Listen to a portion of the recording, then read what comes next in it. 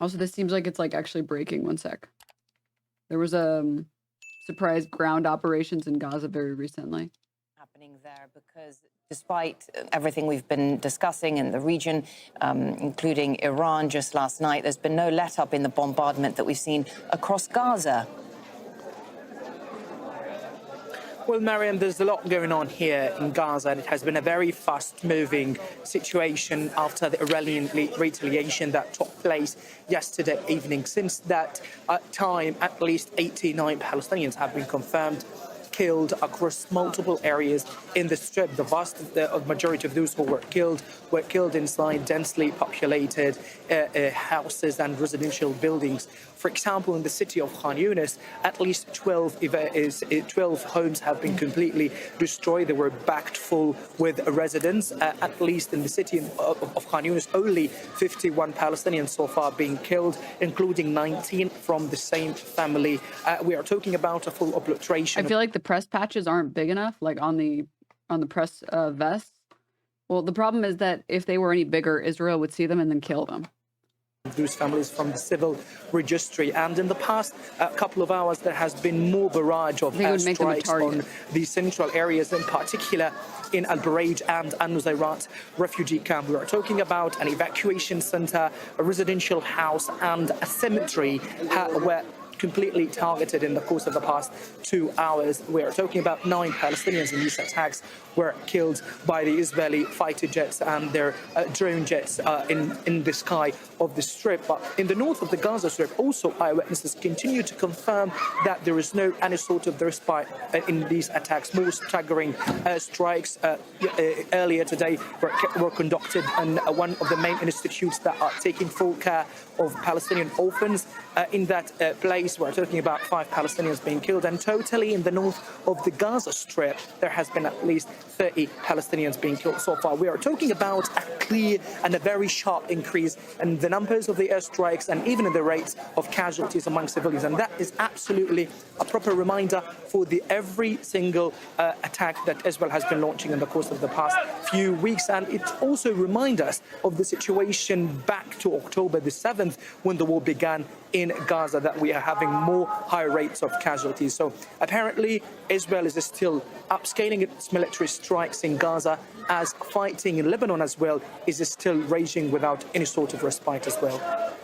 And of course, there's so much happening there. But let me ask you if people have been about the sort of general reaction towards the escalation in Lebanon and the attack by Iran. What is the general response to this? How are people viewing this?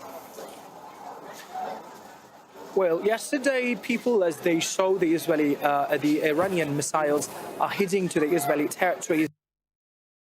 You got to love that Israel, the second that they start getting attacked by Iran, they decide, you know what? Let's just go bomb Gaza again.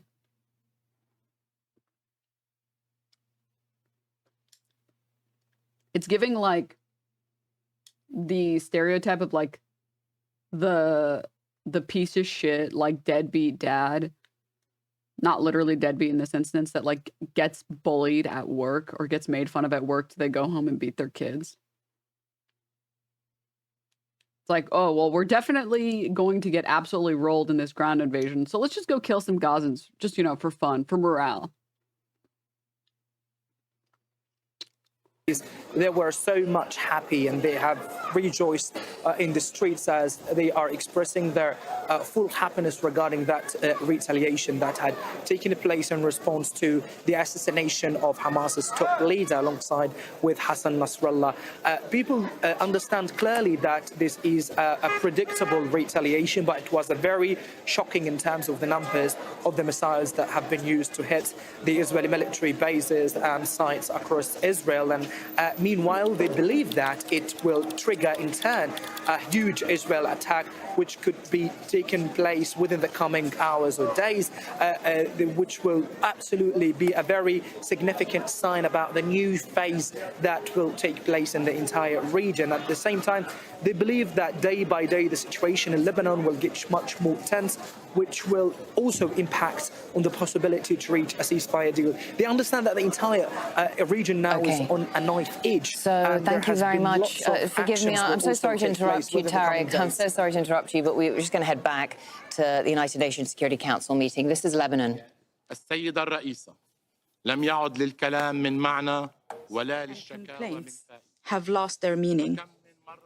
How many times have we come before this council and warned of the catastrophic situation along the southern borders?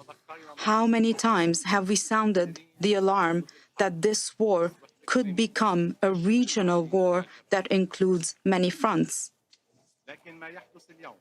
What is happening today, this unprecedented level of killing, displacement, and destruction, this can no longer be tolerated or ignored. The policy of putting our heads in the sand and facing a confrontation with Israel is no longer useful. The children of the south and the southern suburb of Beirut are sleeping on the streets. Mothers are carrying their children, fleeing the horrors of the destructive strikes and missiles used against civilians. Israel has intensified its aggression and its crimes against Lebanon and its capital, Beirut. In one day alone, on the 23rd of September, Israel, through its aerial bombardments, killed 569 people, including 50 children and 94 women. They've also assassinated the Secretary General of Hezbollah, His Eminence Mr. Hassan Nasrallah, on the 27th of September. Across history, there was never consensus for a standard description for any military, political, or revolutionary individual.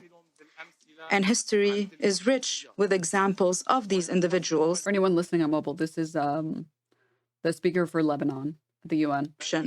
However, there is consensus among everyone that confronting an occupying force is resistance.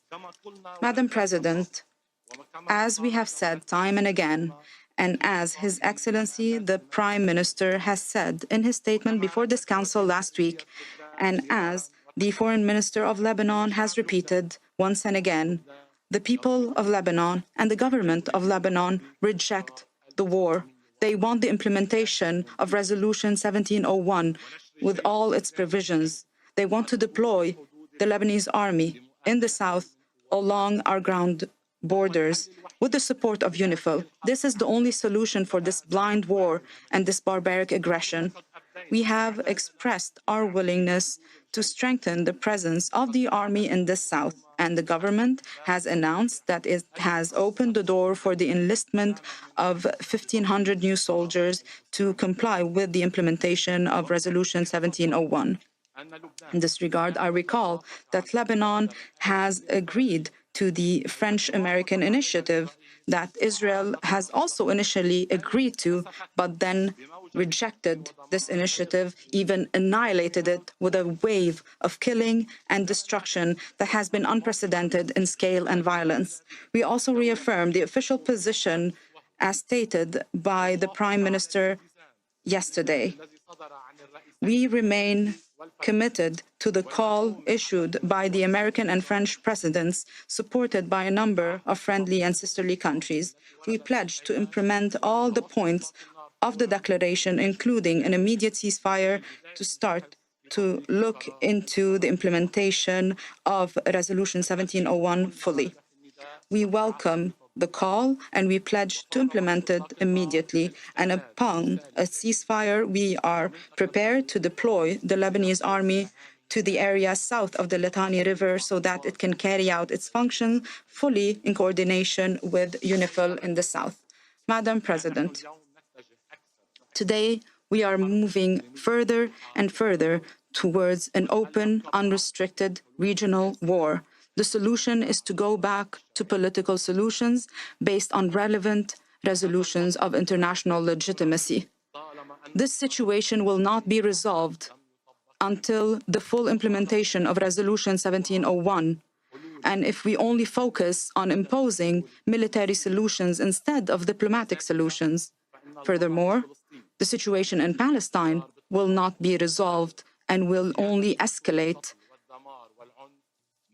and the waves of killing and destruction will continue unless resolutions of the United Nations are implemented, particularly resolutions 2735, 242, 338 on the two-state solutions and the establishment of the Palestinian state. The Security Council must shoulder its responsibility to prevent an implosion in the Middle East and to help us exit this dark tunnel. Madam President, Lebanon today is facing an unprecedented humanitarian crisis.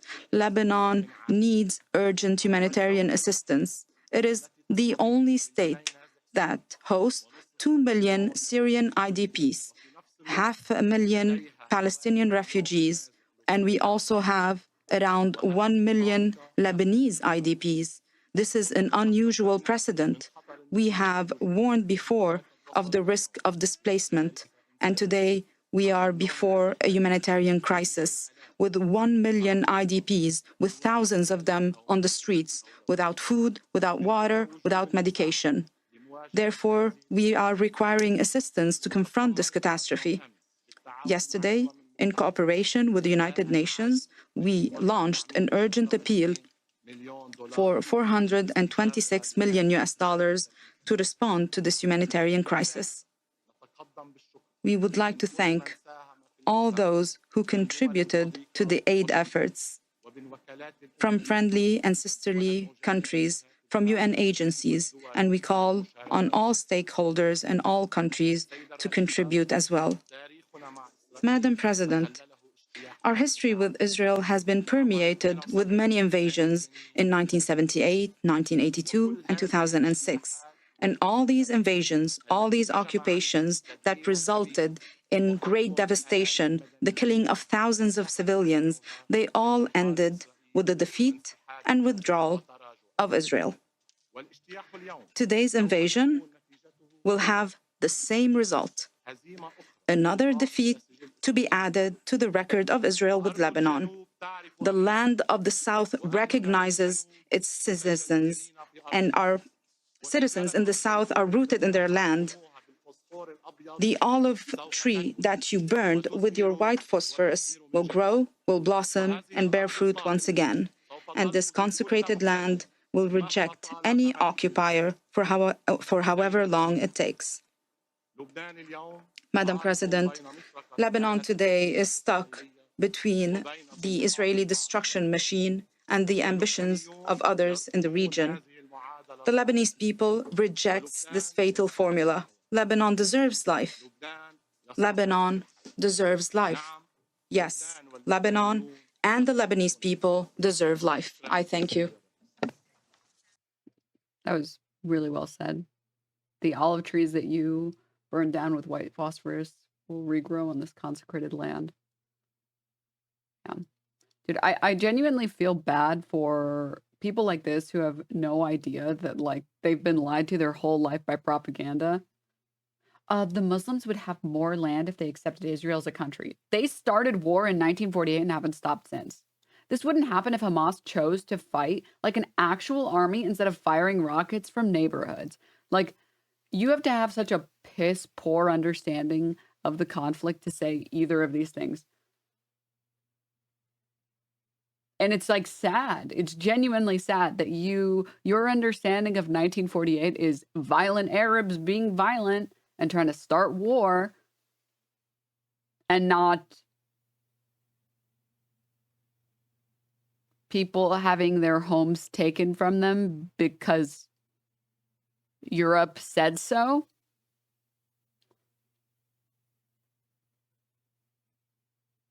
A land without a people for a people without a land, except one little detail was missing there, which is that there were people living there.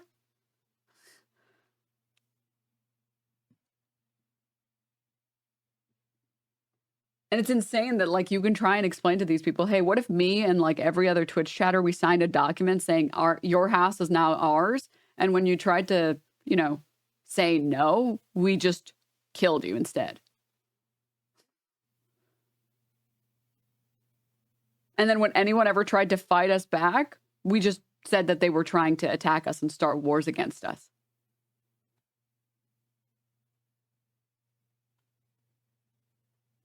And it's like, does this person like genuinely, honestly think that Hamas has been around since the beginning of time? Like, what the hell? This wouldn't happen if Hamas chose to fight like an actual army. Oh, except for the fact that they're not allowed to have an army. Except for the fact that they aren't even given materials for rebuilding the structures that get destroyed, lest they use it for terrorist activities.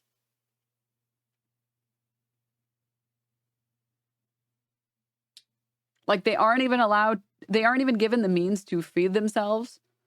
They aren't even given the means to take care of themselves, which is why they have no medicine or food or water. And they aren't even given the means to like rebuild any of the destruction that Israel causes, because they aren't given permission to import any of that stuff. Like, they exist within the confines of some walls that Israel put up.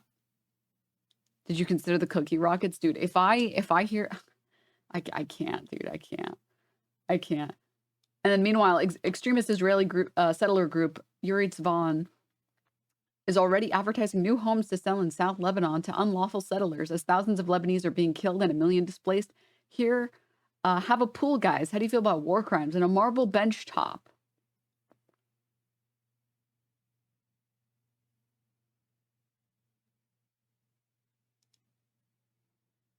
Yeah. Yeah.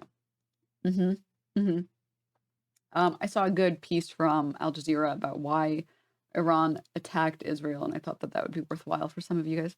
Has launched a barrage of missiles at Israel, and some people have been asking why. Iran says the attack was self-defense, and we won't go into the long list of Iranian scientists Israel is suspected of assassinating inside Iran, or the suspected Israeli sabotage of Iranian nuclear facilities. For now, let's just look at what's happened. And yeah, this is a very good summary. This one, where we are morally monitoring how many calories Palestinians intake per day since 1948, surely morally blocking medication and vaccines, surely morally bombing terrorist 2-year-olds.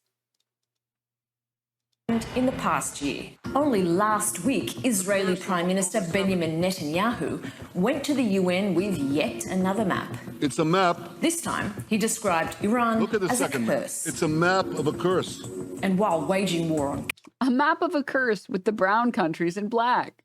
Excellent. Good stuff. Good stuff. Right over there. Excellent, excellent, excellent. What was the other one? The dark children? What did they call them? The evil children? The shadow children? What were they? What was that bit of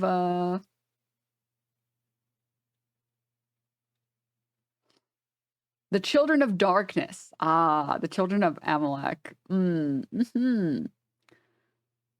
to wonder how the region would be different if instead of Israel being formed where it is today, back in 1948, a region of Germany was carved out for Israel instead. I mean, that would have never happened, but...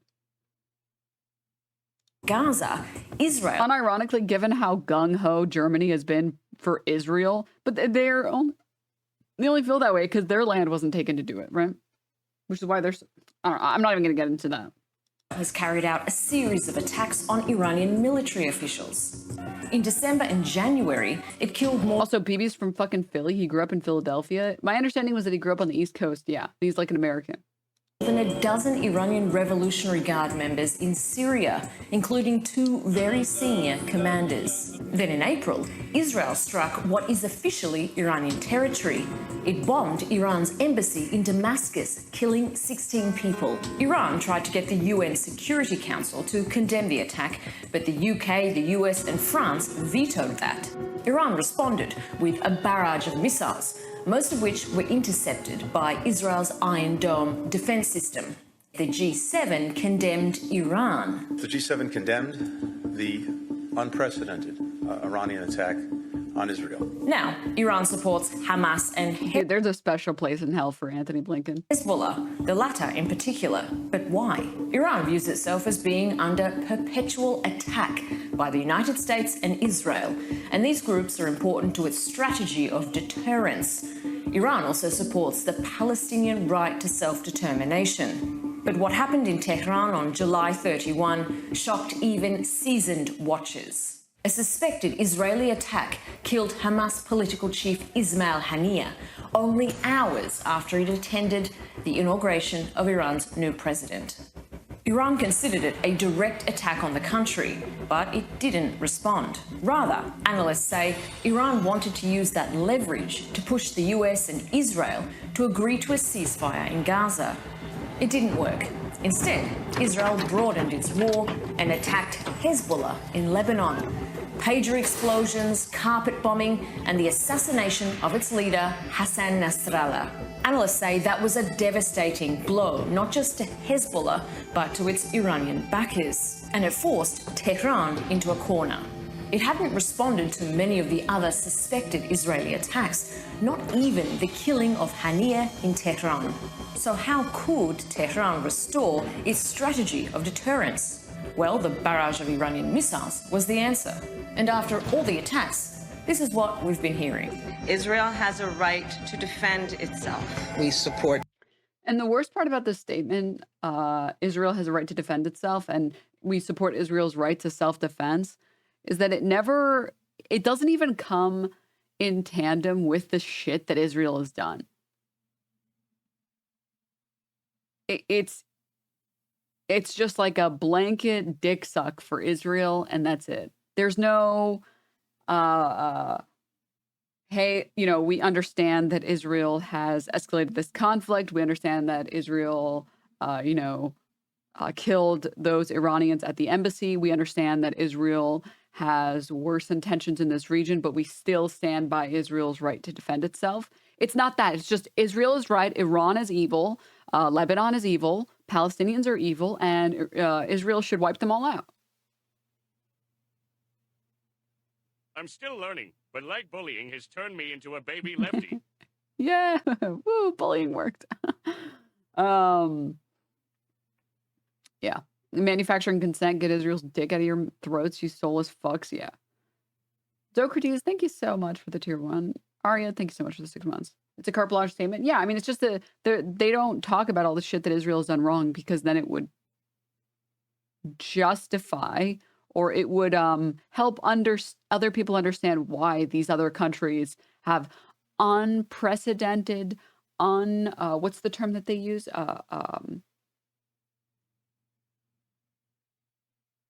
Oh my God, I'm like blanking on it. Even though they say it 24/7 on the fucking media. Not unfettered, no. Unprovoked. Thank you. Unprovoked attacks.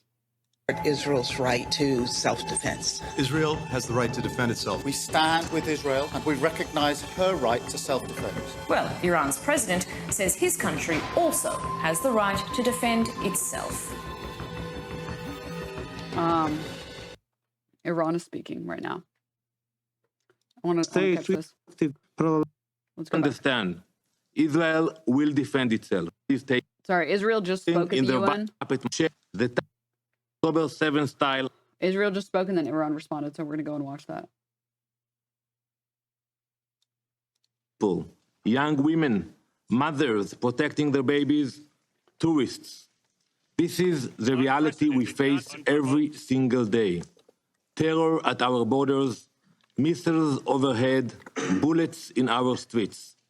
The Council must understand the situation Israel is forced to live in. We are under attack. This was not just an escalation. It was a direct assault on our very existence. The world watched silently as Iran funded and directed attacks against our land. You mean the land you stole? For the past year, arming and training their proxies for decades, and the international community sat quiet. The silence, the routine calls for de-escalation, only emboldened Iran. The result, last night's onslaught. Now the world must step up. Iran must pay a heavy price for this attack. Anything less is complicity. Do not be fooled by the fact that Israeli air defenses performed near miracles last night, saving countless lives. beyond imagination. We also appreciate our partners for their assistance in defending against Iran's attack. Iran's failure does not diminish the evil behind their actions, the intentions. What we witnessed was nothing short of pure, unrestrained evil. This is the largest missile assault in Israel's history. They have openly launched hundreds of missiles into civilian areas. Today, the mask is off, and their evil is now laid bare for all the world to see. The Ayatollah's regime has revealed its true nature, not just as the world's greatest sponsor of terror, but as an active, direct aggressor. For years, Iran has armed terrorists. I'm not even gonna lie, you guys are totally right. This haircut is giving. It's giving. Like, it's so giving that I can't believe you would ever pick this hairstyle. That's insane, dude. And tyrannical regimes. We all know their weapons are responsible for the deaths of countless innocent civilians all across the globe, from Europe's war zones to terror attacks in the Middle East, from embassies in Latin America to assaults on US personnel. There is no corner of the world where Iran's blood-stained fingerprints cannot be found. They are not just Israel's enemy, they are an enemy of all civilized nations. Civilized. Holy shit, dude. Holy shit. An enemy to their own people who they brutally oppress, and an enemy to all nations they work to destabilize. Until now, they had largely operated in the shadows, using all their proxies, Hezbollah, Hamas, the Houthis. They carried out their dirty work. But last night, that mask was ripped away, the mask that their leaders wear in these very halls. Iran no longer hides behind others. They have proudly stepped into the open as the architects of chaos and destruction. And now the world can see their true face. Iran launched the largest ballistic missile attack in history, justifying it as a vengeance for the elimination of Hassan Nasrallah. That is the reason. In doing so, they relinquished any deniability and claimed full ownership over Hezbollah's actions. They say that. If the world ends that soon, is the reason. Thanks for the content, Denims. I got you guys. Thank you for the 20 months, Cyclops. Thank you for the 500 biddies. For the attack, because of Nasrallah. So basically, they own the deeds of Hezbollah today. Let me remind you all. Allow me to remind you of some of Hezbollah's crimes against the world. In 1983, they bombed the United States barracks in Beirut, murdering 241 US servicemen. That same year, they bombed the US embassy in Beirut, murdering 63. In 1992, they bombed the Israeli embassy in Buenos Aires, killing 29 people and wounding 242. 2 years later, same place, Buenos Aires, they bombed the Jewish Community Center, murdering 85 and injuring over 300. Before 9/11, Hezbollah were responsible for more American deaths than any other terrorist organization. None of this even mentions the thousands of Lebanese people and Syrians that Quick, mention 9/11 so you can get Americans excited. Brutally murdered at the altar of their tyrannical masters. In the past year alone, since October 8th, Hezbollah has launched over 9,000 missiles and rockets, over 1,000 anti-tank missiles and hundreds of attack drones. They have made over 70,000 Israeli civilians refugees in their own country. All the while, they have been attempting to infiltrate our communities to commit an October 7th-style massacre. Behind every murder, every rocket launch, every plot stands the Iranian regime. Let me be clear. Israel will defend itself. We will act. And let me assure you, the consequences Iran will face for their actions will be far greater than they could ever have imagined. Let me ask the Council and the entire world, how would any... Translation. Let me be clear. We will kill a lot of brown people. We assure you. ...of you react if faced with such an attack? What would any nation do if hundreds of ballistic missiles were raining down on your civilians? What would a nation do if hundreds of ballistic missiles were raining down on your people? What indeed?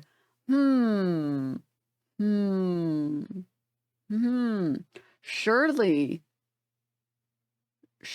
you've never done that to any other people.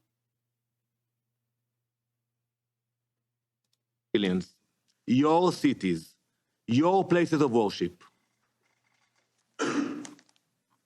The scale of this attack is unimaginable, and yet Iran is determined to escalate further. Basti, they gave the 20 This is not just a threat to Israel, this is a threat to the entire world.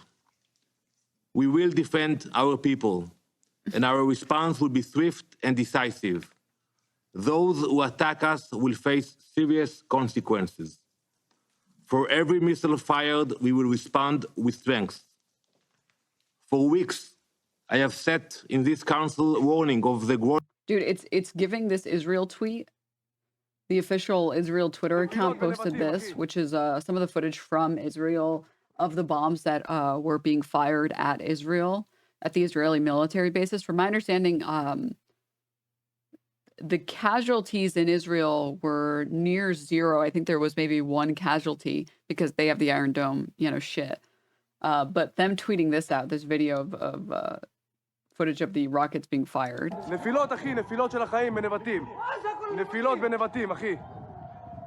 it was one Palestinian death. Nice.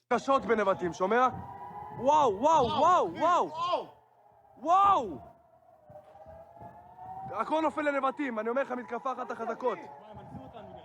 אימא'לה, זהו, למקלט.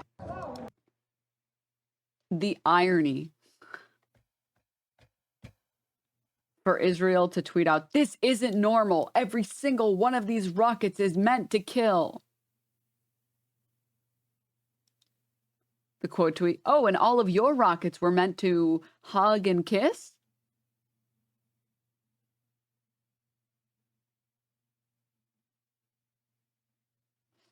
This isn't normal. Yeah, that's kind of what we've been saying for several decades right now. Yeah. The irony dome. That's what this entire Israeli fucking ambassador is saying right now. Just nonsense. Just total fucking nonsense and bullshit. Growing threat Iran poses, urging you to take decisive action against this regime. This came out semi-recently. There have been a confirmed 8 IDF member deaths since the ground invasion of Lebanon, or yes, South Lebanon and Hezbollah began. We begin with breaking news out of the Middle East. Israel has just announced that 7 more of its soldiers have been killed in ground operations in southern Lebanon, bringing the total number to 8. CNN Chief National Security Analyst Jim Sciutto is in Tel Aviv. And Jim, this comes as Israel is sending thousands more troops to take part in a ground fight in Lebanon. This is a significant loss for the Israeli military. 8 just in the first couple of days of this. A significant loss.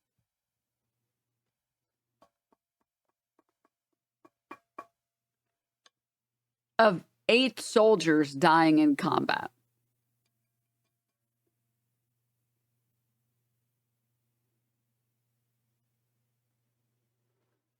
Like, words cannot describe how much I hate CNN.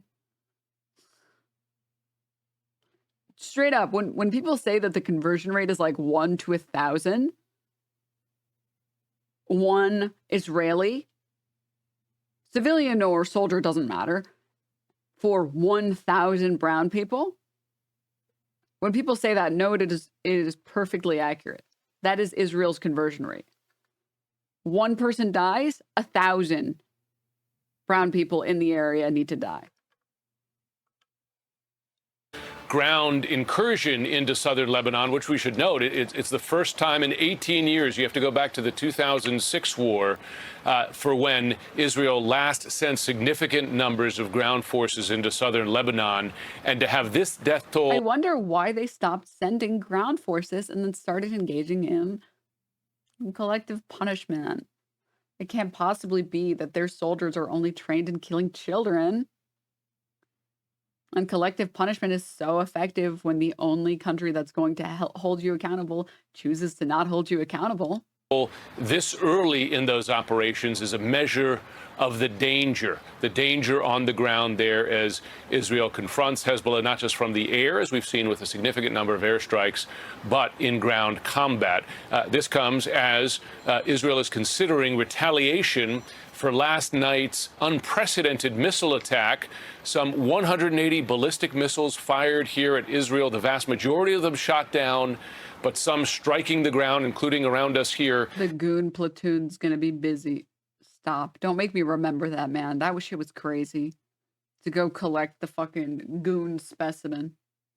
In central Tel Aviv last night. Joining me now is Democratic Congressman Jared Moskowitz of Florida. He serves on the House Foreign Affairs Committee. Congressman, thanks so much for taking the time. Thanks, Jim. Thanks for having me. That's the same guy as the guy who said this. I don't know if I've seen this. CNN reporter in Israel admits that Israel's Mossad headquarters is located in a densely populated area in Tel Aviv with civilians around it, expressing concern that it might be targeted by Iran. Surely Israel would never use human shields, right? Airfields, but also, and this is crucial, the headquarters of Mossad, the International Intelligence Service of Israel, which is inside Tel Aviv. It's in the northern part of Tel Aviv, but it's in the city. It's in a densely populated area. And of course, the concern is if you're firing, even though Iran might consider that a military target, it is in a densely populated city with civilians around it. And that's just one more layer of escalation. The U.S. intel view that among the targets. First, I want to begin. The IDF didn't put it in a densely populated area on purpose for this very talking point for if anyone ever decided to target it, right? Begin with this significant Israeli loss. Our understanding this was in a firefight between an Israeli commando unit and presumably Hezbollah fighters on the other side of the border. This brings back echoes of the 2006 war when Israel suffered significant casualties with an uncertain outcome after the end of that war. It lasted about a month. I wonder, in your view, does this human cost so early on signal that this operation might be more dangerous than some had imagined? Well, no, I think the Israelis know that it's dangerous, but I think they understand that it's more dangerous to allow Iran proxies on your border. They are just terrorists in that area. True. KEKW. True, they go to 10 months. Iran. Easement of Iran and its proxies, Hamas and Hezbollah, can no longer stand. We saw this actually just yesterday in Tel Aviv with a terrorist attack that's killing people, that were just on the high-speed rail. And so this mission is going to be dangerous. It is limited in scope. It is trying to push Hezbollah back away from the border so that people in Israel can return to their homes. Remember, Hezbollah has fired 9,000 rockets into northern Israel. 50,000 plus people have had to flee their homes there. So Israel is trying to establish some sort of normalize, the situation in the north so that people can return to their homes, but also to reestablish deterrence with Iran and its proxies. Every time he says Iran. I understand that I've spent a lot of time in northern Israel and talked to some of those families who have left. But as you know, Israel's track record of attempting exactly the same is spotty at best. It occupied Lebanon for 18 years, from 1982 to 2000. Then again had the war in 2006, perhaps caused some damage, some losses for Hezbollah, but Hezbollah lived to survive another day. And I just wonder, given the parallel efforts for some sort of negotiated agreement where perhaps the Lebanese military takes over control for southern Lebanon might be a more lasting path rather than military action alone. Yeah, no, I'm not against that. I think you're right. I think we'll have to get to a negotiated solution at some point. But in the meantime, I think Israel wants to degrade the amount of weapons that are on their border. Tens of thousands of missiles and rockets, pretty advanced stuff, not like Hamas. And Israel wants to go and degrade some of that capacity before we get to that situation. No one's talking about occupying Lebanon. Right, this is a limited mission, a limited incursion, trying to restore some of the balance out there. But also, Jim, this is unprecedented territory. We had 180 ballistic missiles launched at Israel yesterday, the second time that has happened. This is all connected. It's not happening in a vacuum, as you know. Let's get more now from Nick Robertson, who's I love CNN slop. In Tel Aviv, and Arlette Saenz, who's at the White House. Nick, let's start first with you. We're getting these numbers of 8 IDF soldiers killed in that fighting. Tell us more. Yeah, we know that some of them are from the Golani Brigade, which is one of the sort of elite, most battle-hardened, battle-trained units, the Igos unit and the Yahlom unit as well. It's not clear precisely where this took place, although we do understand a rough location of some clashes, at least along the border in the early hours of today. Hezbollah says that they have struck IDF forces in 3 different areas, 3 different villages along the border. The IDF has said that these were localized and targeted raids. In fact, the IDF releasing video of troops walking through the sort of rugged countryside, up hills, going into houses, searching houses. But this is a very deadly day. A local hospital near that front line at the border had declared a mass casualty event a little earlier in the day. They had received some of the casualties, but this number we're now hearing, the IDF saying 8 soldiers killed. We also understand that many of these soldiers were captains, majors.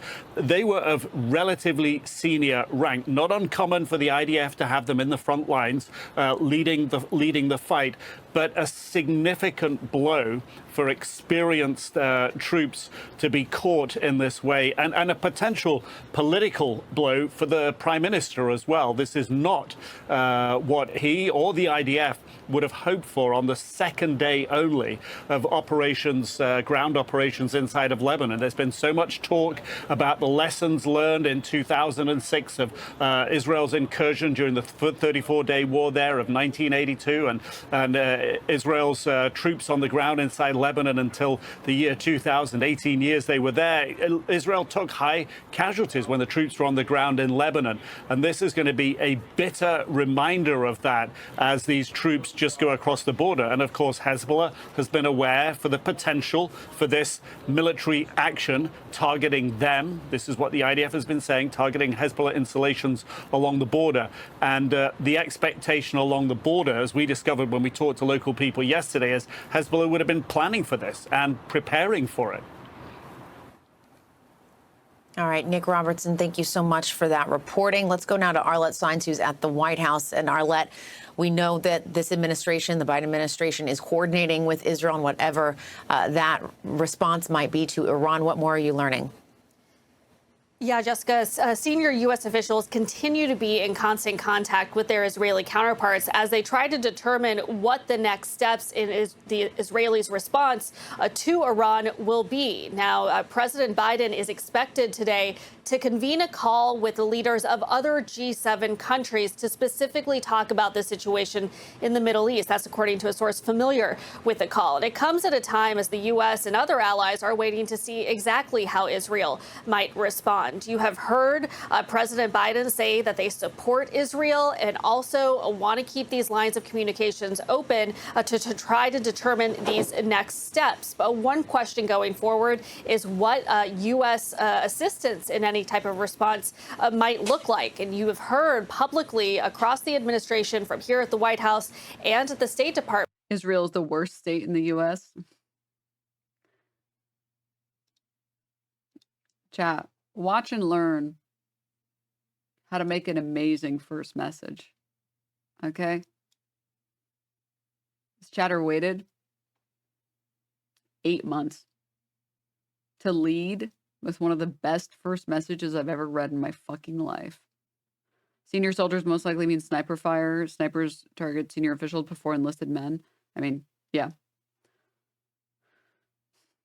Oh, thanks, Amanda. Thanks. That the U.S. does believe there will be severe consequences for Iran following this attack. Take a listen to what the National Security Advisor Jake Sullivan had to say on that matter. This is a significant escalation by Iran. We have made clear that there will be consequences, severe consequences for this attack, and we will work with Israel to make that the case. Now, so far, a senior U.S. official tells CNN that the U.S. does not believe that Israel has made their final determination about how they will proceed. There is a hope that there will be some consultation between the U.S. and Israel before they make any final decisions going forward. President Biden has said that he does plan to speak with Israeli Prime Minister Benjamin Netanyahu at some point. It's unclear exactly when that might come. But one big question is how much influence the U.S. will be able to have over this decision. You'll remember back in April when Iran had launched that barrage of missiles and drones against Israel that were ultimately thwarted by the U.S. And other allies, that at that time, President Biden had essentially told Netanyahu to take a win. You only saw a very limited response from Israel in that moment. Officials acknowledge that this situation is much different. So the administration is likely going to try to encourage the Israelis to take some type of measured response when they do, in fact, plan their response to Iran's attack. Yesterday, the State Department would not say whether they believed Iran might target Israel might target nuclear facilities in Iran. They simply said they wouldn't comment on that matter. They weren't ruling anything in or ruling anything out. But it does present a very tricky dynamic for not just Israel, but also the U.S. as they're trying to prevent this from really escalating into all-out war in the Middle East.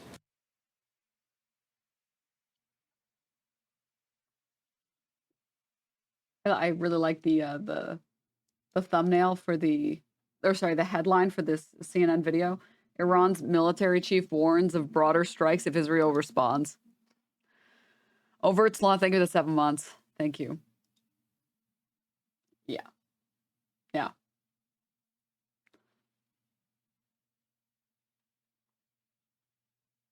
Preventing equals sending billions. Yeah. Hey, they're not just sending billions, okay? They're sending them unconditionally. All right? It's a very important distinction to make. It's insane to me.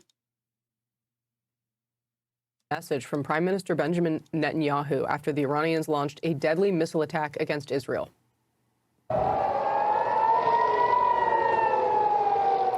The IDF says about 180 missiles were fired at Israel, many of them intercepted. But a few got through, killing at least one person and injuring several others.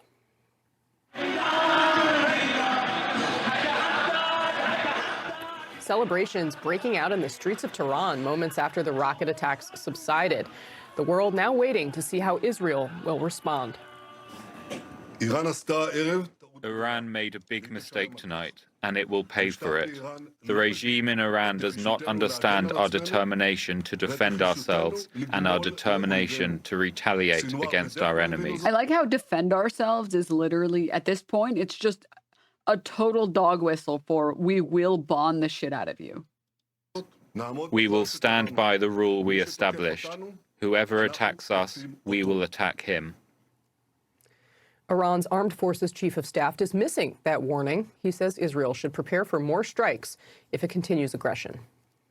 If the Zionist regime that has gone crazy is not controlled by America and Europe and wants to continue these crimes or wants to do anything against our sovereignty and territorial integrity, tonight's operation will be repeated several times stronger and all their infrastructure will be targeted.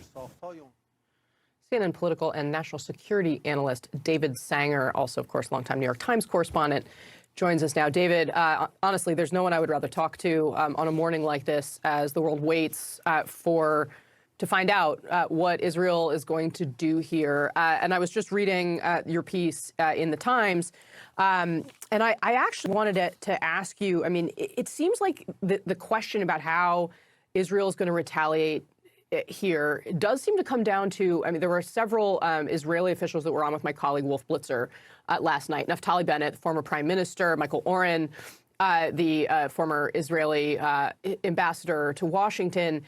And they both had pretty hawkish things to say about Israel seizing this moment to take on and attack, frankly, the Iranian nuclear facilities. And you write in your piece that that is something that Benjamin Netanyahu, the prime minister, has been looking for an opening to potentially do for many years. Do you think that is on the table here? And what does that mean in terms of escalation? Well, I think it's on the table, Casey. I'm not sure they're going to go that far. And certainly the Biden administration is urging them not to. But let's just step back for a moment. The wider war that we spent the past year trying to avoid, it's here. It's upon us, right? I mean, what it meant was don't spread the Gaza war, the war against Hamas, elsewhere. And now, of course, we have seen Israel go after Hezbollah, kill its leader. We've seen Israeli attacks and our Houthi attack on Israel and an Israeli counterattack. And now we have seen for the second time in 6 months, Iran sending missiles directly at Israel. They had not really done that since the 1979 Iranian Revolution. So on all fronts, we're there. And then the question is, does Prime Minister Netanyahu choose this moment to escalate further and take out what's the true long-term threat to Israel, which of course is the nuclear program, or does he say, this is going to get us on a cycle we can't stop? And that's the administration's view. And frankly, that's the decision I think we'll know about in the next 24 to 48 hours. Really interesting. And David, you write this, you note, of course, that American officials believe they can persuade Mr. Netanyahu to make his point without setting off a full-blown war. But they concede, you write, that the Israeli prime minister may see the next 5 weeks until the American presidential election as a right moment to try to set that program back by years. After all, former President Donald J. Trump would not complain. Netanyahu would never miss a chance to escalate. I mean, it's his entire and only playbook is escalate. I don't know if he's ever de-escalated anything ever. Explain a little bit more about how this interacts with the presidential campaign. Sure. You know, in the past dynamic, whenever Netanyahu has threatened to strike the Iranian program, and 2 or 3 times he's come very close to doing that over the past decade or so, and always held back, the U.S. has always urged caution. That there are diplomatic options here. The cost of striking could include nuclear pollution around Iran. It's a really bad precedent to set. Let's find some other ways to restrain a program, especially since the Iranians don't seem to be right on top of building a weapon. But now, who's going to go say that? Certainly not Donald Trump, who pulled out of the Iranian nuclear accord and has threatened the Iranians at various moments, and who the Iranians have sent out people to try to assassinate him and broken into his campaign. So no love lost there. And I think for Vice President Harris, it's a really tricky time. If she said after a missile attack like this, really the Israelis should pare back on this, you can imagine how the Republicans would leap on her. So he probably thinks he's got a few weeks pass until the election. All right, let's go live to Riyadh, Saudi Arabia, where we find former U.S. Defense Secretary Mark Esper. Mr. Secretary, very grateful to have you on this critical morning as we all wait to see how Israel is going to respond to this. Can you give me a sense of what your view is about the best way for them to move forward? Because we've seen some rhetoric from former Israeli officials like Naftali Bennett told my colleague Wolf Blitzer yesterday that Israel should seize this opportunity to strike Iranian nuclear facilities. Do you think that's a good idea? And is there any way to walk back from the brink?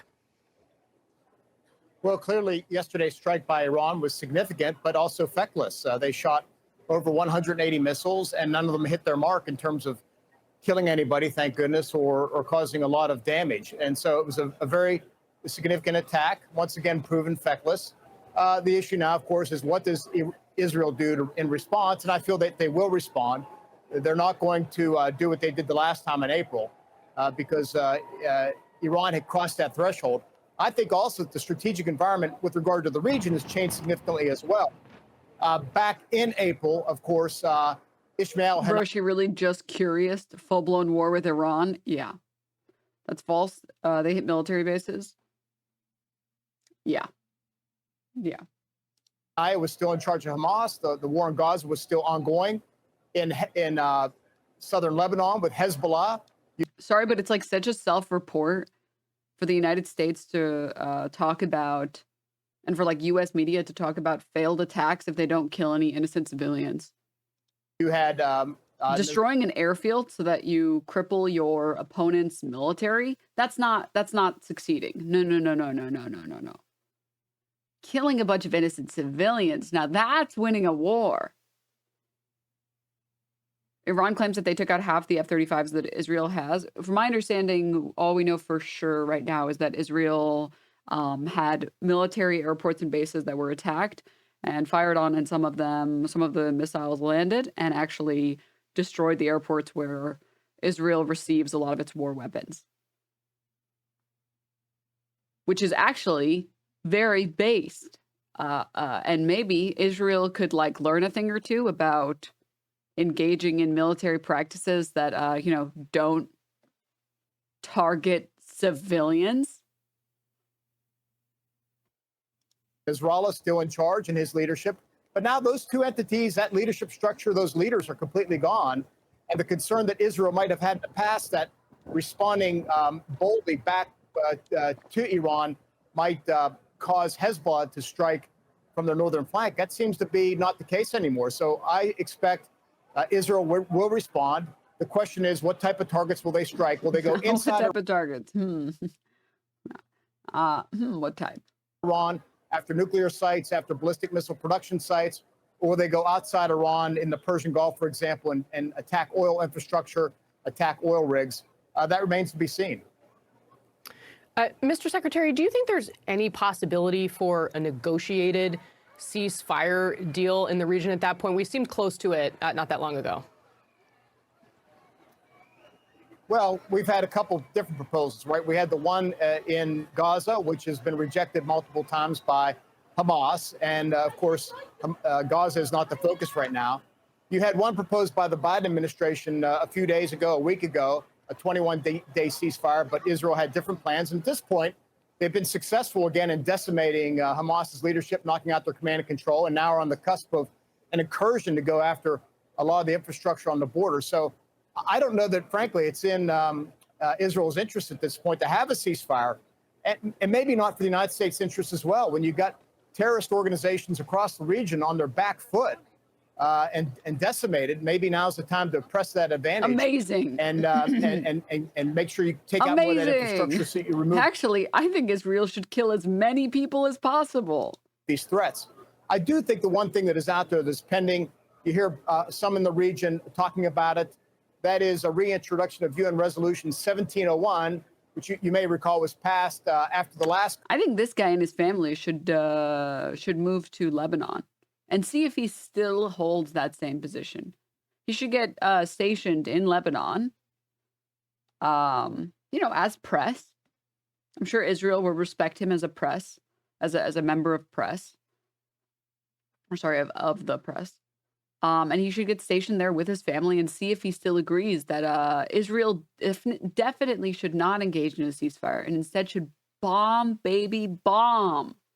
I'm sure his position wouldn't change at all if he was one of the innocent civilians that might get injured or killed, right? Conflict between Hezbollah and Israel in 2006.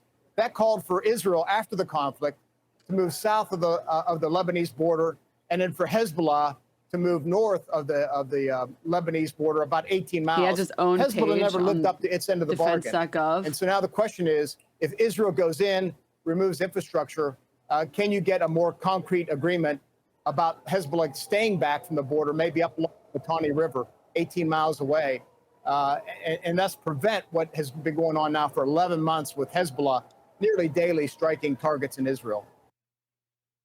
I hate you, CNN. I hate you, CNN.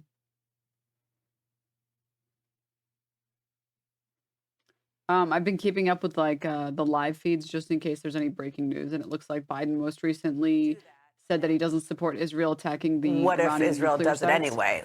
Yeah, Dana, I think the key thing here is that President Biden is trying to preempt a nuclear attack. In other words, an attack on Iran's nuclear Not facilities. a nuclear attack. Yeah, exactly. Yeah. An attack on Iran's nuclear facilities. And the reason for that is multifaceted, but basically that would be such an escalation of not only the conflict in the Middle East, but it would have global implications.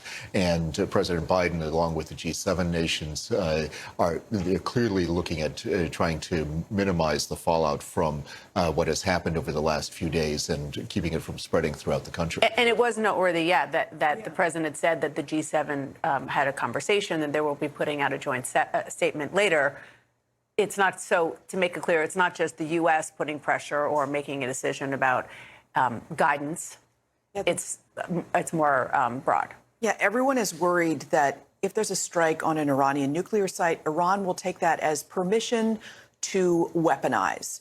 Iran has been weeks to months from putting together a nuclear weapon. U.S. intelligence, European intelligence all think they can. They haven't decided to go ahead with it, though. And if they do, that could launch a nuclear arms race across the Middle East, with Saudi Arabia possibly next. But there are other options. You guys just don't understand. Iran is always on the precipice of nuclear weapons. Strike. We've and only been combine saying that it with for a decade hits now. on ballistic missile sites from where the ballistic missiles were launched. Those ballistic missiles are expensive, so if they know where they're stored, they could take a whole bunch of them out. Oil fields. Oil fields. That's a difficult target. What would Just so we're all on the same page, this is a nuclear power plant. And the president bravely said, let's not hit that. Let's not hit the nuclear power plant.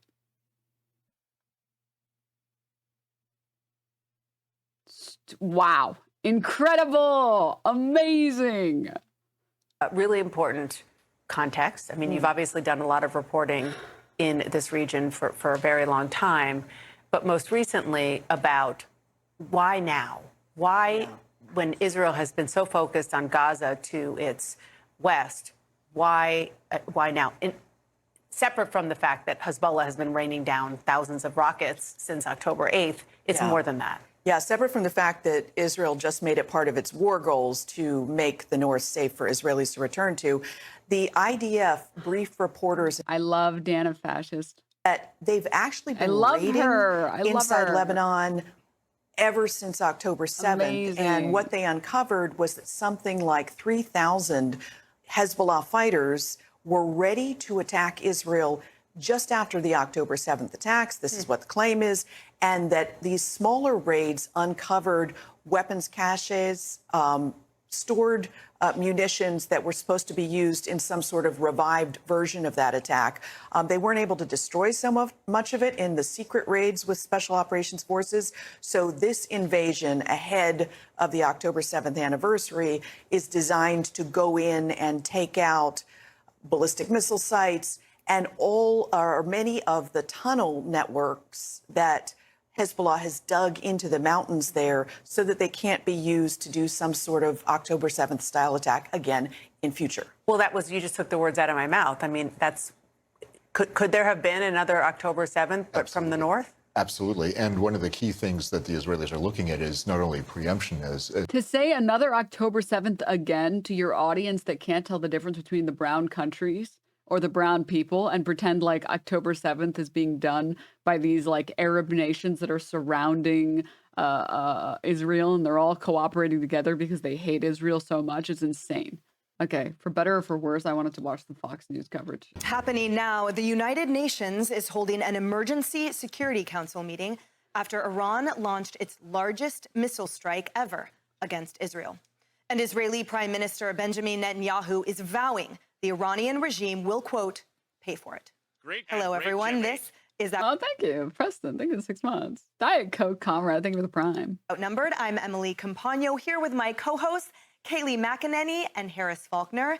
And also joining us today, former State Department spokesperson under President Obama and Fox News contributor Marie Harf, and Fox and Friends co-host, host of the Brian Kilmeade radio show, and host of One Nation with Brian Kilmeade.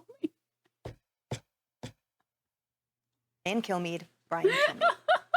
Now, Israel is vowing to hit Iran back over the massive barrage of nearly 200 missiles they unleashed yesterday. Meanwhile, Israeli defense forces are continuing their bombardment of the Iranian-backed terror group Hezbollah in southern Lebanon. Our Trey Yangst is on the ground in northern Israel with the very latest. Trey. Yeah, hey guys, good morning. We do have an update for you from the Israeli military who says during fighting against Hezbollah today in southern Lebanon, 8 Israeli soldiers were killed. We know 5 of them were from the Igos commando unit. They were in a firefight with Hezbollah operatives inside of a village. They were ambushed, and ultimately, not only were 5 from their unit killed, but also a number wounded. 2 reconnaissance soldiers also killed and a combat medic. This is the deadliest day for Israeli forces in Lebanon. And as we look forward, this will certainly change the psyche of the Israeli people as it relates to the ongoing ground operation against Hezbollah. We also have an image of Israeli Prime Minister Benjamin Netanyahu. I like how they're trying to frame 8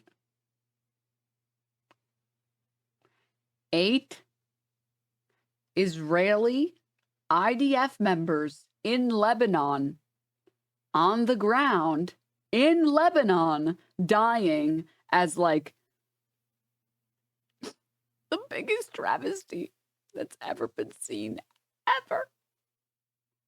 Incredible! Netanyahu meeting with top officials today. You can see he's not wearing a suit and tie. This comes just hours after that ballistic missile attack. And as the Israelis assess the damage to that massive attack from Iran overnight, 180 missiles soared through the skies of this country, some of them intercepted, others impacting the ground below. Israel's advanced missile defense system, the Arrow 3, working to take down much of the fire, but video circulating online shows significant impacts and craters caused by the missiles. 1 Palestinian man was killed in the West Bank and 2 Israelis injured. The Iranians say they used new Fatah hypersonic missiles and were responding to the killing of Hezbollah leader Hassan Nasrallah and Hamas leader Ismail Haniyeh. Overnight, the Israeli Security Cabinet gathered to discuss what the Israeli response would be to this attack. Reports do indicate it will be significant. The missile attack comes as Iran-backed Hezbollah launched more than 100 rockets into Israel today, while the Israelis continued to target the Lebanese capital of Beirut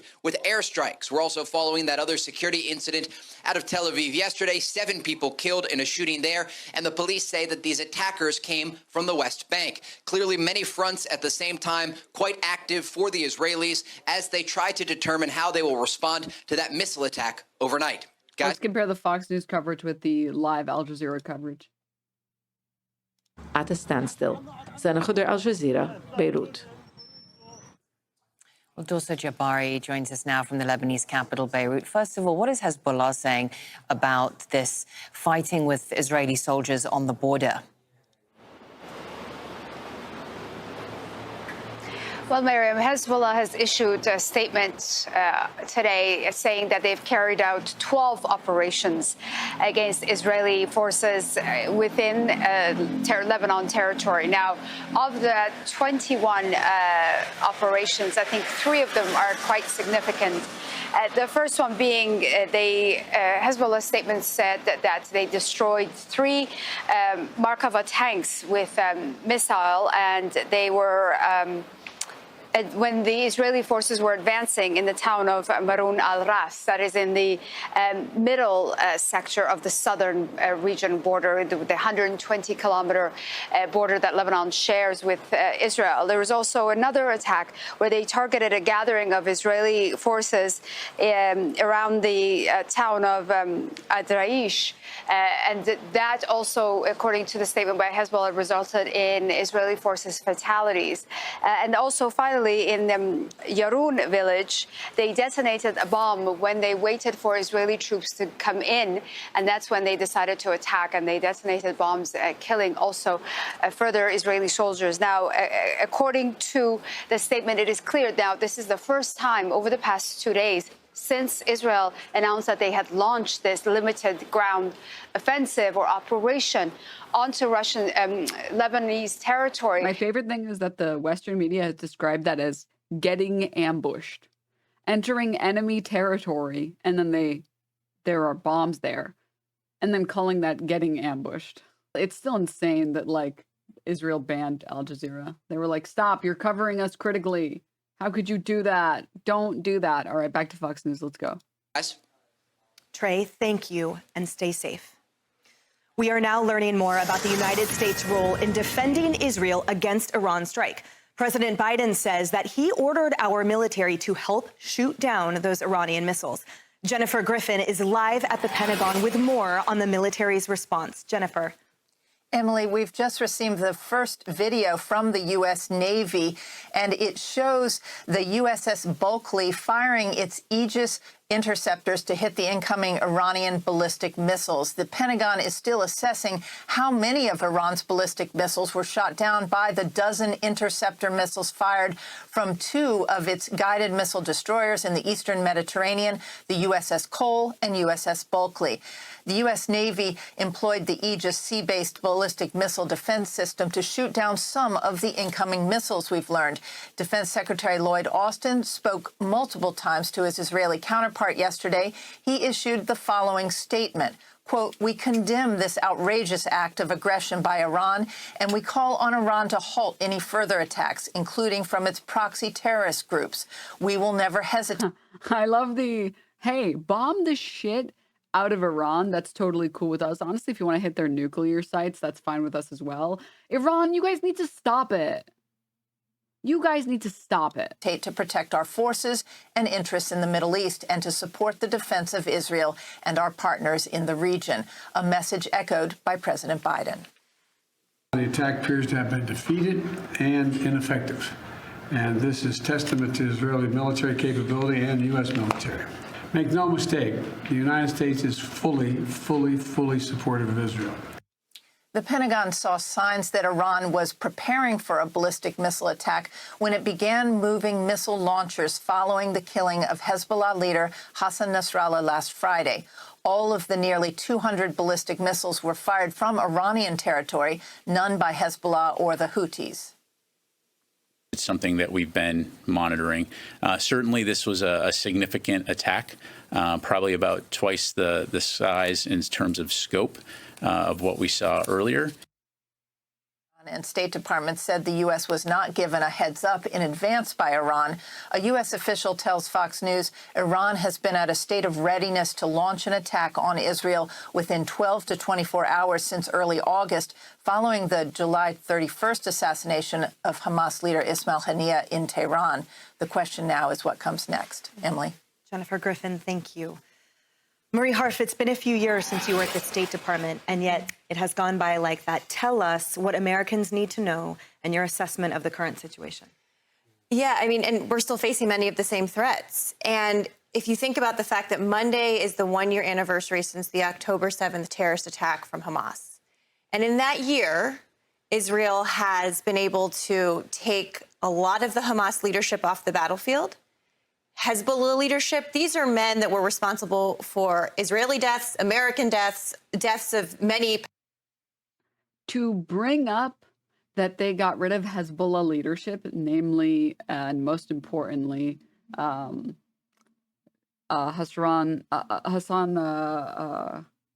my God, I'm blanking on his last name.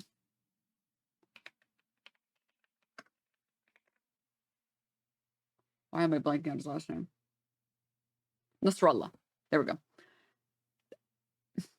And that immediately after killing him and a few other leaders,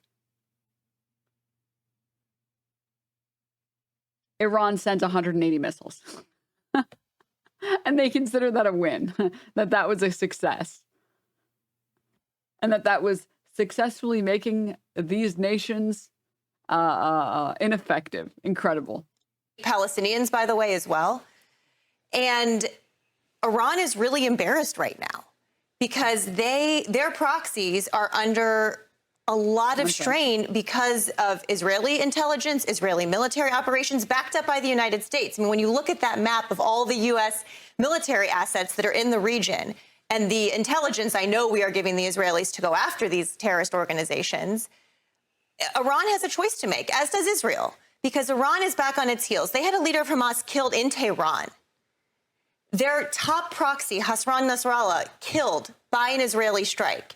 And we saw them yesterday go after Israel with more than they ever had before. But it didn't do a lot of damage. And now Israel has a choice about how to respond. And there's lots of, there's lots of people saying this is the time. Yeah, overwhelming the Iron Dome defenses is a failure. To strike Iran. Again, like we said earlier, Israel sees any attack that didn't kill civilians as a failure.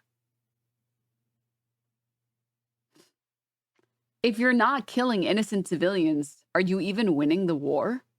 Are you? And I hear a lot of echoes of like the lead up to the Iraq war. Like it would not have a ton of, secondary impacts. It would be easy. We could just strike their ballistic missiles facilities. We could just strike their nuclear facilities. And that is a very dangerous game to play. So I think Israel right now is trying to figure out how to continue degrading these terrorist organizations, how to punish Iran. But I don't think Israel wants to either push Iran to really race towards a nuclear weapon, which they can do now that they're not part of the Iran deal, or to really have an all-out war. I don't think the Israelis want that. The Israeli people. Which, by the way, it's crazy for like Fox to talk about the Iran nuclear deal, something that fell through because of Trump. Just need to put it out there really quickly. Second, we're weeks. Don't forget, guys, we're seconds away from them getting nuclear weapons. People certainly don't. Israeli generals don't. And so how do you strike that balance? I think that's the question for the Israelis right now. Right. And great point, Kilmeade, that the Islamic Republic are who have been racing toward a war and frankly have declared a war on Israel forever. And it's the Iranians and the people who are wanting to be in peace and to wanting to further the economic interests. So the question is the messaging enough from our administration to show support for Israel so that they are not alone and they do not feel alone? Absolutely not. I mean, we got their back. You gotta love calling Iran the Islamic Republic. Just to make sure that everyone in your audience knows that they're the scary Muslims. You mean Jared Kushner didn't bring peace to the Middle East yet? No. He's about to bring it any second now. And much like Iran and their nuclear weapons, American forces are going to bring peace to the Middle East. Like we're 1 week, Japan 2 weeks. And Korea are also nuclear. Back, you have right to. Same ability as Iran. All chose not to pursue it. Mm-hmm. Defend yourself. We hear the rhetoric, but what about the action? Yeah, we're giving them arms. That's been an agreement. It's been in place since Harry Truman backed up Israel as a nation. But the arms are there. They're slowing down. They definitely slowed the 2,000-pound bombs and some other munitions that might have picked up, according to the brain room I asked right before we got here. But here's the thing. This is all about restrictions. Zelensky's begging, thanks for the weapons. Can I use them to hit the Russia who invaded us? Hey, thanks for the weapons. I think we got to hit these guys back. Last time, they got restrained. Take the win, Joe Biden said. This time, they have to go for the nuclear weapons because they showed already that Iran cannot be trusted. They'll already hit them with ballistic missiles. How could they possibly leave that nuclear program intact? And they should take out the oil refineries at the same time. This is a remarkably unpopular government with its own people. This is a unique window of opportunity. We have to back them. That same government killed 3 of our guys through the militias in Syria. The same government has the Houthi rebels shelling us in the Red Sea, which have to knock these ships out of the sky, these rockets out of the sky. We have every reason to not only back them, maybe contribute to an offensive in Iran. Kayleigh, as an integral part of the Trump administration messaging, are we there at that point where indeed Israel can finally succeed eradicating all of these proxies of the Islamic regime? I hope so, but not with the tepid support from the Biden administration. Look, 181 ballistic missiles rained down yesterday. Largest ballistic missile attack in history. 10 million people had to run for cover. That's like all of New York City having to find a bomb shelter. That's the equivalent. And the message from Biden on Monday, when he was asked about a limited incursion into Lebanon so 60,000 Israelis can go back to their home, he said, we need a ceasefire. Yesterday, the message changed to we fully support Israel. But here we are today. UN Ambassador Linda Smith-Greenfield is at the UN. She said we fully support Israel, and then immediately goes to we need a ceasefire. No, the answer is allow Israel to defend its borders after the largest ballistic missile strike in history, period, end of story, drop the ceasefire language. Dude, straight up, I'm so sorry, but like, I'm going to say something horrible. I actually like America, all right? I know. I fundamentally believe that if you like the country you live in, you want to be a leftist and fix the country. I know. And shit like this makes me hate America. That like the type of Americans that live here who have no understanding of the cost of war and the fear of living in a war-torn country that just haven't, because you live in a fucking America. Your life is easy relative to war-torn countries. You don't worry about bombs raining down on you. You don't worry about a country randomly deciding that they're going to have a ground incursion.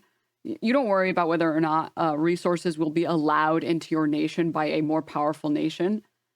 And for you to have this privileged position and then say, war, baby, war. Israel should fucking kill those people. They should kill as many of those people as they can. Honestly, we should just nuke the entire section except Israel. It's like, you are such a piece of shit scumbag. Like, I fundamentally believe that people who say shit like this should be forced to live in the war-torn nation they think Israel should attack for like a month. And then see if they still hold that position when they come back. It's like the absolute lack of care about the fact that war is scary. Glass the whole region, brother. It's like, you don't fucking live there, you piece of shit. You don't know what that's like.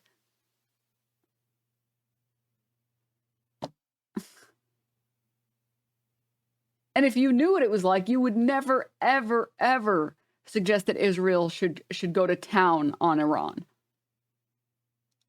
1,200 individuals killed on October 7th. Still more than 100 hostages, babies in the hands of Hamas. I am tired of the ceasefire language. Drop it, United States. The UN has set a pretty low bar on the world stage. Let's at least manage to hop over that bar that is on the floor. Yeah, you're absolutely... Someone said, have you seen our border, sarcastically? And it just clicked right now. When someone else wrote, some people think we're unironically getting invaded right now. Dude, if the U.S. was getting invaded, this is my rule of thumb, which I think is a pretty good rule of thumb. If we were actually getting invaded, I promise you, we would have endless footage on Fox. Fox would stop airing all the stupid stories they air and would start airing videos of like Hispanic people crossing our borders with guns or whatever. You want to know why they're not airing that? It's because they don't have it. You want to know why they don't have it? It's because it's not fucking happening. Because there's no mass invasion of our fucking country. Remember the caravan that allegedly existed? It's just such a joke, dude. And also, like, go and live in any of these cities that are next to our border. The only thing that those cities have is a lot of good Mexican food. In other developments, Hezbollah fighters have battled Israeli forces who crossed the border into southern Lebanon. For the first time, the two have fought face-to-face during the ongoing conflict. This is the first time that's happened. Zain Khodr reports from Beirut on how Israeli troops are facing a fierce pushback from Hezbollah. Israel says its soldiers are operating in southern Lebanon. The military has released video showing its troops in border villages. It's also released photos of tanks in a ground operation it says aims to destroy Hezbollah's sites. Israel says soldiers engaged in hand-to-hand combat with the armed group, but Hezbollah says its fighters forced them to retreat from more than one axis along the 120-kilometer border. Israel media have reported deaths and injuries among the troops, who, according to Lebanon's army, advanced up to 400 meters before pulling back. Hezbollah is projecting confidence, and amid the rubble of a destroyed building in the southern suburbs of Beirut, a message of defiance was reiterated. What happened today is only the tip of the iceberg. We're waiting for the Israeli enemy to reveal the total number of those killed among them. The number is high, but they're hiding this. Our resistant fighters are fully prepared to confront the enemy. Our command and control are fine. So are our resources. We assured the enemy this is the first round. Hezbollah has been hit hard in recent weeks. Israel's strikes have been relentless, and the destruction where the group has a presence is significant. It has also lost much of its military leadership in assassinations, including Secretary General Hassan Nasrallah. But the group has made it clear it believes it can shift the balance of power. بلش العدو الإسرائيلي يقوم بعمليات استطلاع بالقوة بالنيران. Israeli troops were probing Hezbollah's defenses, trying to locate the group's positions and their willingness to fight. Hezbollah's response was strong, and they were likely surprised by that. It seems they want to take control of a few kilometers along the border to use it as a negotiating card to impose their conditions. The Israeli military has said it has no plans for a wider occupation, and its operation in Lebanon is about destroying what it says are tunnels and infrastructure on. Now they're destroying not only the Hamas tunnels, the Hezbollah tunnels. The border. But Hezbollah is showing its command and control structure is intact. It continues to fire rockets and missiles across the border, reaching the suburbs of Tel Aviv. Israel dominates the skies over Lebanon and operates with near impunity, capitalizing on its superior air power. But Hezbollah is still able to use its strategic weapons, and it has proven in previous confrontations that it has the advantage on the ground. This could only mean more violence. Yeah. Fucking Christ, dude. Why do Israelis hate tunnels? Fucking good question, man. Good fucking question. Call me crazy, but I haven't seen any tunnels. And we never ended up seeing any of the Hamas tunnels, despite the fact that they've done nothing but bombard the shit out of Gaza. So, maybe I'm wrong to say this, but are the tunnels in the room with us right now? Are they in the room with us? Guys, look, I decorated. Violence as mediation efforts are at a standstill. I'm sorry, I haven't changed the date yet, but the Hezbollah tunnels, Jesus Christ. Have a great rest of your day and take care of yourself. Stay hydrated. Make sure to tune out every once in a while. And I will see all of you guys on the flip side. Bye.